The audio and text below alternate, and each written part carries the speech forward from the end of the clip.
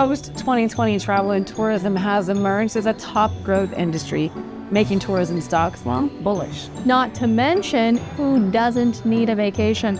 What's on your travel hit list, Bree? Too many to name. Well, according to travel sites Kayak and Hopper, London, Rome, Tokyo, Cancun, and Las Vegas are still hotspots this year, as well as beach destinations like the Cayman Islands and French Polynesia. Count me in. Fancy. And globally, a record 4.7 billion passengers are expected to fly, according to the International Air Transportation Association. And according to the U.S. Travel Association, in early 2024, the U.S. domestic travel spending was above pre-pandemic levels. Historically, American travel spending has grown between 2 and 4%. And according to an Abacus data survey, 50% of Canadians intend to travel this year, with 57% expressing an interest in international travel and 45% traveling within Canada. Whoop, whoop. And to go off what you were saying, Karina, 21% of those surveyed are choosing a staycation. Very wise. While experiencing the luxury hotels abroad is common, there are also those who stay local and enjoy the comfort of a hotel without having to travel too far. Now, the Marriott is one of the largest hotel companies around. It has more than 80,000 properties spread across almost 140 countries, and the 30 brands inside the Marriott holding company include Marriott, Sheraton Westin, the Ritz-Carlton, Courtyard Hotels, and the Residence Inn. Now, the company has an asset-light business model and doesn't incur the expenses of actual property ownership.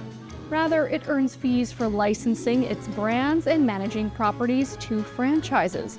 Marriott's geographic reach, brand portfolio, and its global loyalty programs contribute to its steady long-term growth. In the past year, the company's shares have increased over 55% and over 3,000% since 1995.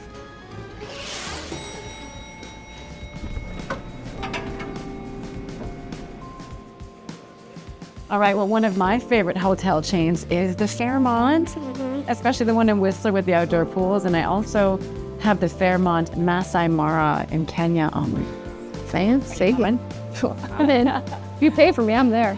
The Fairmont is part of the Host Hotels and Resorts, along with the Four Seasons, Hyatt, and Ritz-Carlton. Host is an S&P 500 company that is the largest lodging real estate investment trust and one of the largest owners of luxury and upper-scale hotels. As of December 31st, 2023, the company owned 77 upscale hotels, containing approximately 42,000 rooms in the United States, Brazil, and Canada. The company operates as a self-managed and self-administered REIT. The company is traded on the NASDAQ stock market under the symbol HST. In 2023, the company posted a net income of over $750 million, up 17%, and the adjusted EBITDA is over $1.6 million, up almost 9% from 2022. The company has a market cap of over $14 billion and is up over 800% from its public start in 1984. I would say it's doing pretty well.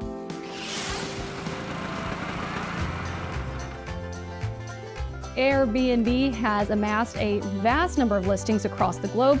Many of them are in less traveled neighborhoods and unique locations that hotel chains can't match. So, some reasons for the company's continued growth include remote work and extended stay bookings, both of which have been a top area of growth for Airbnb since 2021, obviously.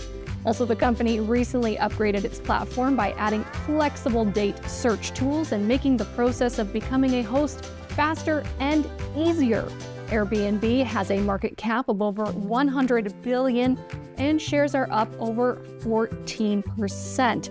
Shares were last trading, though, just over $159 US. And one of the largest online travel portals, Booking Holdings, is the parent company for several booking sites, including Booking.com, one I use a lot, Priceline.com, Kayak.com, and RentalCars.com, as well as Agoda. To combat pandemic losses, Booking slashed its global workforce to save more than $300 million annually. Ouch! In 2021, revenue and profitability rebounded, and by the first quarter of 2022 had almost fully recovered as measured by free cash flow. Booking Holdings has a market cap of over $120 billion and is up over 600% since its start April 1st, 1999. I am learning a lot on this segment.